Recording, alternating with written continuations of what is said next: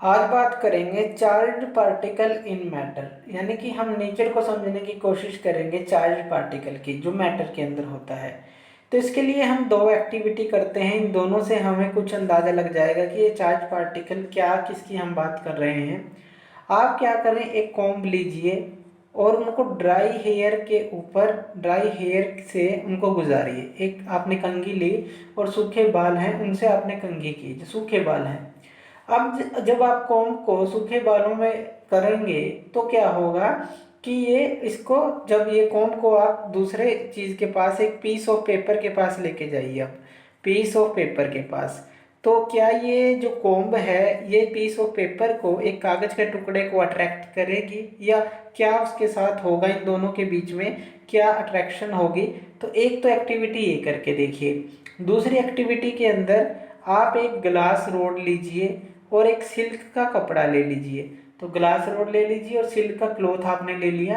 अब इनको आप दोनों को रब कीजिए और रब करने के बाद जो ग्लास रोड है उसको आप एक बैलून के पास लेके जाइए, यानी कि एक गुब्बारा आपने लिया, बैलून के पास लेके जाइए। तो ऑब्जर्व कीजिए कि क्या होता है।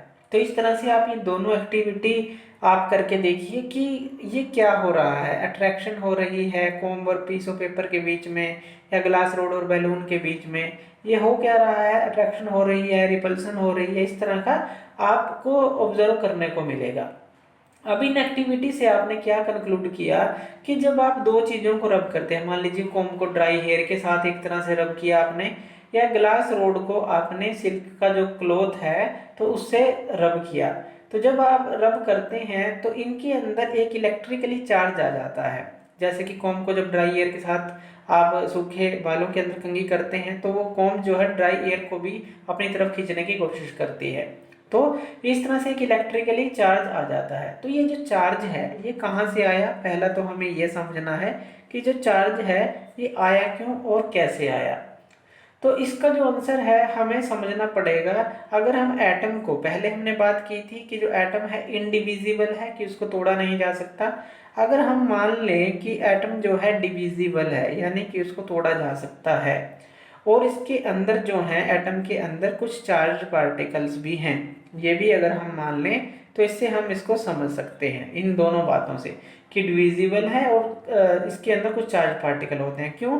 क्योंकि जब आप रब करेंगे तो इसके अंदर कुछ चार्ज पार्टिकल होंगे, तभी एक दूसरे की तरफ अट्रैक्ट होंगे। डिविजिबल है यानी कि इसके कुछ पार्टिकल टूटकर दूसरे की तरफ जाएंगे, ऐसा भी हो सकता है। तो ये दोनों चीजें हमें यहाँ पे माननी पड़ेंगी। ठीक है, तो हम इनको मान लेते हैं, एज्यूम कर लेते हैं।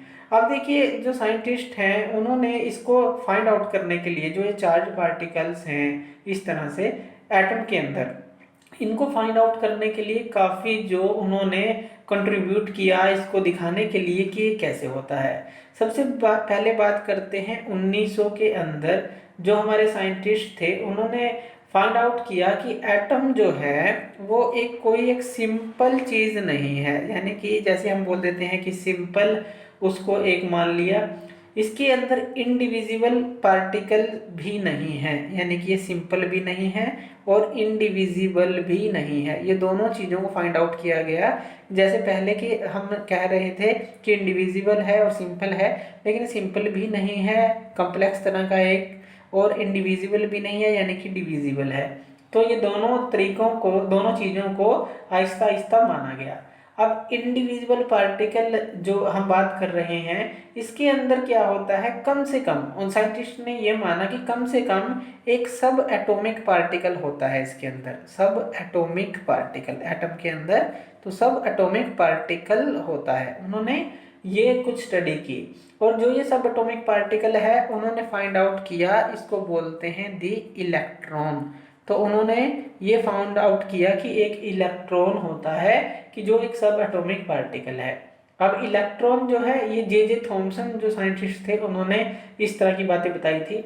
लेकिन उससे भी पहले ई गोल्डस्टीन थे, उन्होंने 1886 के अंदर उन्होंने एक चीज़ और फाइंड आउट की, उन्होंने एक चीज़ और डिस्कवर की, उन्होंने एक न्यू रेडिएशन की जो खोज की, यानी कि एक न्यू रेडिएशन जो है उन्होंने एक डिस्कवरी की न्यू रेडिएशन की। ये कहाँ से प्रोड्यूस हुई?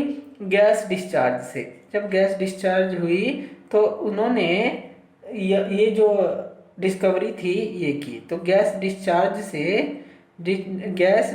से ये जो डिस्कवरी की गई न्यू रेडिएशन की। अब इसको जो रेडिएशन जो निकली इसको बोला गया कैनाल रेज। तो इनको कैनाल रेज बोला गया। जो ये गैस डिस्चार्ज से न्यू रेडिएशन पैदा हुई तो जो हमारे साइंटिस्ट थे उन्होंने देखा और उन्होंने एक न्यू रेज जो इसको नाम दिया कैनाल रेज का, जो इसको नाम दिया। अब जो रेज थी ये पॉजिटिवली चार्ज रेडिएशन थी। ये जो रेडिएशन थी ये पॉजिटिवली चार्ज थी, जो न्यू रेडिएशन की खोज की गई। अब जो ये पॉजिटिवली चार्ज रेडिएशन थी इसका मतलब क्या है कि इसके एटम के अंदर एक और सब एटॉमिक पार्टिकल होगा ज़रूर। जैसे हमने ये इलेक्ट्रॉन की बात की तो हमने इसके अंदर देखा कि हमने माना कि सब एटॉमिक पार्टिकल एक और होगा, एक और तरह का हो सकता है जो कि होगा पॉजिटिव चार्ज हो सकता है। तो हम ये मान सकते हैं कि इसके अंदर पॉजिटिव चार्ज होगा इन सारे जो हमारे जो डिस्कवरी थी इनसे। तो अब जो ये देखिए जो ये पार्टिकल था जो पॉजिटिव चार्ज जिसको हम बोल रहे हैं ये क्या है? ऑपोजिट साइन है इलेक्ट्रॉन का। इलेक्ट्रॉन का साइन होता है नेगेटिव और ये है पॉजिटिव। तो ऑपोजिट साइन इसका फाइंड आउट किया गया और जो इसका मास है वो भी 2000 गुना पाया गया, यानी कि जो इसका मास है 2000 टाइम्स पाया गया। किसका? इलेक्ट्रॉन से। तो यानी कि इलेक्ट्रॉन से 2000 टाइम जो है इसका मास जो है ज़्यादा पाया गया और इसको नाम दिया गया पॉजिटिव जो है इसको नाम दिया गया प्रोटॉन। तो नेगेटिव को इलेक्ट्रॉन और पॉजिटिव को प्रोटॉन दिया गया। इनकी जो नोटेशन है ये ई से की जाती है, इलेक्ट्रॉन की ई नेगेटिव और प्रोटॉन की जाती है पी पॉजिटिव से। तो इलेक्ट्रॉन ई नेगेटिव और प्रोटॉन को पी पॉजिटिव से दिखाया जाता है।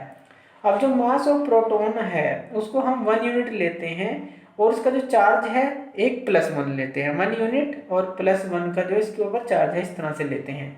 इसी तरह से जो इलेक्ट्रॉन है इसको जो इसका मास है वो नेग्लिजिबल हम लेते हैं, बहुत ही मान्यूट या नेग्लिजिबल आप कह लीजिए। चार्ज होता है उसके ऊपर -1 का चार्ज लेते हैं।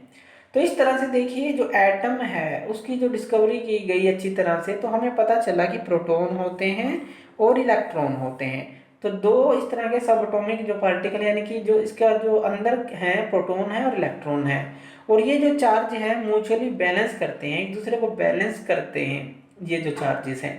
और ये भी देखा गया कि मान लीजिए एटम है तो जो प्लस है वो बीच में होता है या कहें कि इनर साइड जो है वो पॉजिटिव होता है, यानी कि प्रोटॉन जो है इंटीरियर ऑफ द एटम होता है एक तरह से प्रोटॉन जो है। और इसी तरह से अगर हम माने कि इसके अंदर जो इलेक्ट्रॉन्स है उसको बाहर निकालना काफ़ी आसान होता है, इलेक्ट्रॉन को बाहर निकालना काफ़ी आसान होता है, तो ये भी पाया गया। तो इसके अंदर ये हमने आगे फिर डिस्कवरी की कि इसका मतलब क्या है कि जैसे प्रोटॉन है इलेक्ट्रॉन है, प्रोटॉन लगभग इंटीरियर में है, इलेक्ट्रॉन को निकालना भी बाहर आसान है, तो इसका जो स्ट्रक्चर होगा एटम का वो किस तरह का होगा। तो इसके जो स्ट्रक्चर के ऊपर काफ़ी डिस्कवरी की गई वो आगे हम टॉपिक्स में देखेंगे। तो इस तरह से जो चार्ज पार्टिकल्स इन मैटर के अंदर ये देखा गया कि किस तरह से ये जो है एक्टिविटीज़ जो हैं ये क्यों ऐसे होती हैं, चार्जेस के कारण होती हैं, तो किस तरह से होती हैं, तो उसके ऊपर ये थ्योरी दी गई। तो थैंक यू वीडियो देखने के लिए। और ज़्यादा अपडेटेड वीडियोज़ के लिए आप हमारे चैनल ज्ञान लो पे हमें सब्सक्राइब कर सकते हैं। Thank you.